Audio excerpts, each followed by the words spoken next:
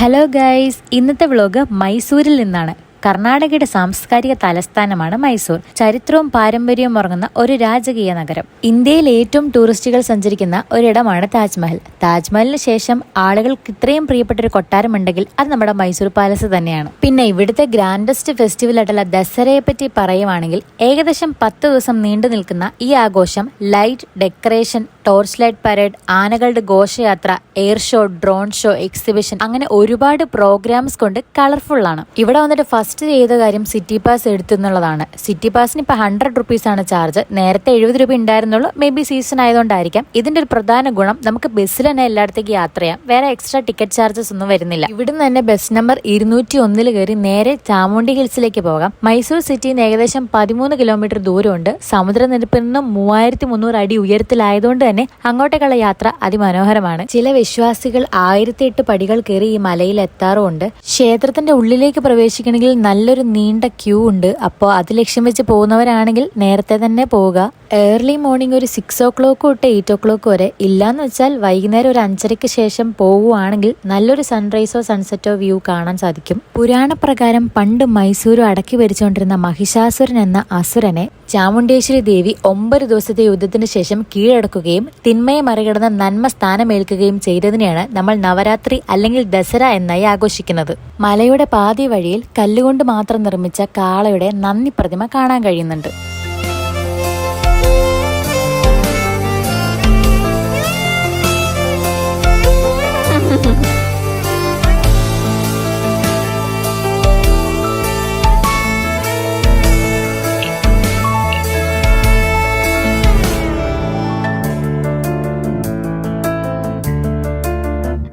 അങ്ങനെ ബ്രേക്ക്ഫാസ്റ്റ് കഴിക്കാനായിട്ട് നമ്മൾ എത്തിയിട്ടുള്ളത് old original Vinayaka Mylari since 1938. Mylari ദോശയുടെ ജന്മസ്ഥലമാണ്. ഇവിടെ ഒരു നീണ്ട ക്യൂ ഉണ്ട്. അതിൽ ഫുൾ മലയാളികളാണ്.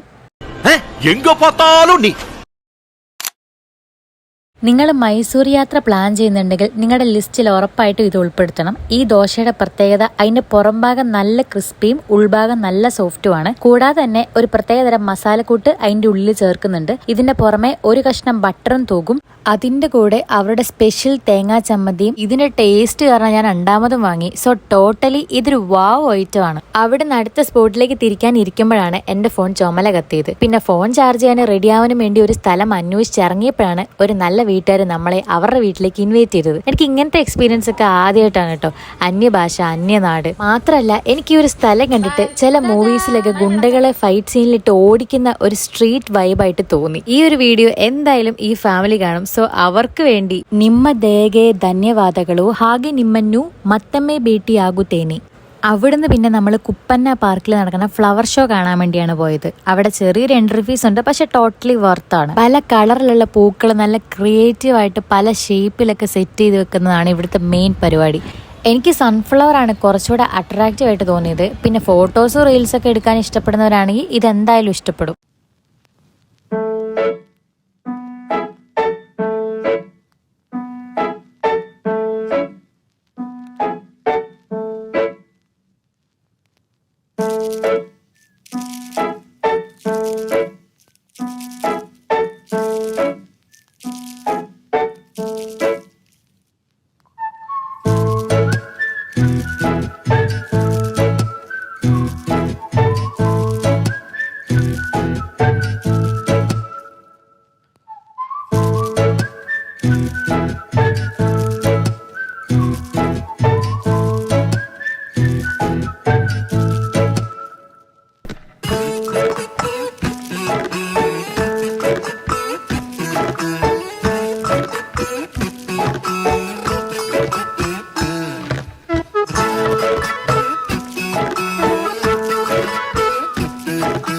ഇന്ത്യയിൽ ഏറ്റവും പഴക്കമേറിയതും മനോഹരമായിട്ടുള്ള മൈസൂർ സൂയിലെ കാഴ്ചകളിലേക്കാണ് അടുത്ത ഓട്ടം. ശ്രീ ചാമരാജേന്ദ്ര സുവോളജിക്കൽ ഗാർഡൻസ് എന്നാണ് ഔദ്യോഗിക നാമം. 1892 മൈസൂർ ഭരിച്ചിരുന്ന വോഡയാർ മഹാരാജാവിന്റെ നേതൃത്വത്തിൽ സ്ഥാപിച്ച 130 വർഷം പഴക്കമുള്ള ഒരു സൂ കൂടിയാണിത്. 158 ഏക്കറുള്ള ഈ മൃഗശാല കണ്ടു തീർക്കാൻ ഏകദേശം 3 മണിക്കൂറെങ്കിലും എടുക്കും.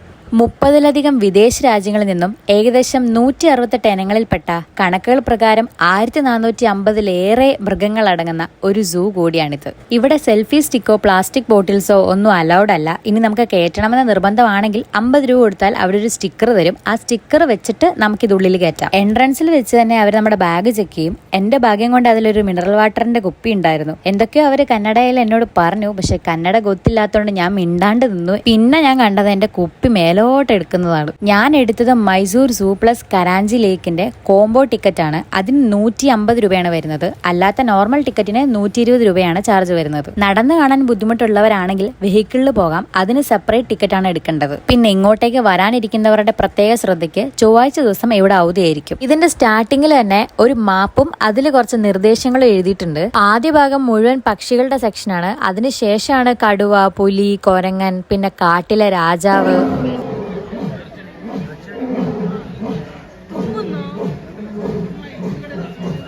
പിന്നെ നിങ്ങൾ ഈ കേട്ട അമറല്, അത് നമ്മുടെ കാട്ടിലെ രാജാവിന്റെയാണ്. എല്ലാരും ഭക്ഷണം കഴിച്ച് ഒരു ഉച്ചമയക്കത്തിന് മൂഡിലായതുകൊണ്ട് ആരും തന്നെ അത്ര ആക്റ്റീവ് ആയിരുന്നില്ല. മാത്രമല്ല ആളുകൾ നിൽക്കുന്നിടത്ത് നിന്നും കുറെ ദൂരെ മാറി അവർ നിന്നതുകൊണ്ട് വീഡിയോസിലൊന്നും അത്ര ക്ലോസ് വ്യൂസ് കിട്ടിയിട്ടില്ല. അതുകൊണ്ട് കഴിവതും എല്ലാവരും രാവിലെ തന്നെ വന്ന് ഇവിടെ കാണാൻ ശ്രമിക്കുക. നടന്നു കാണുന്നവർക്ക് വെള്ളം കുടിക്കാനും ടോയ്ലറ്റിൽ പോകാനും റെസ്റ്റ് എടുക്കാനും എല്ലാത്തിനുള്ള സൗകര്യം ഇവിടെ തന്നെ ഉണ്ട്. എക്സിറ്റ് എത്താറാവുമ്പോഴാണ് സ്നേക്സിന്റെ സെക്ഷൻ വരുന്നത്. ഞാനത് അധികം ആഡ് ചെയ്യുന്നില്ല വീഡിയോയിൽ. അങ്ങനെ ലാസ്റ്റ് ജിറാഫിനെ കണ്ട് നമ്മൾ സൂയിൽ നിന്നും പുറത്തേക്ക് ഇറങ്ങി. നല്ല വിശപ്പുണ്ടായിരുന്നു. സൂയിൽ ഒരുപാട് കാര്യങ്ങൾ കാണാനുണ്ട്. അതിപ്പം മൃഗങ്ങളാണെങ്കിലും ആ ഒരു പ്രകൃതി ഭംഗിയാണെങ്കിലും എല്ലാം ഒന്നും നമുക്ക് വീഡിയോയിലൂടെ കാണിച്ചു തരാൻ പറ്റില്ല. നമ്മുടെ കണ്ണുകൾ കൊണ്ട് തന്നെ ഇത് കാണുമ്പോഴേ അതിന്റെ ഭംഗി നമുക്ക് ശരിക്കും ആസ്വദിക്കാൻ പറ്റുള്ളൂ.